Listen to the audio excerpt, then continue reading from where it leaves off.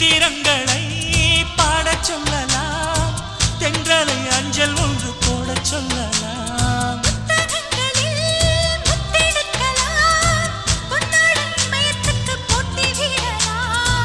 பூமிக்கு பொட்டு வைத்து பார்க்கலாம் பார்க்கலாம், பூவுக்கும் ஆடை தைத்து போடலாமா?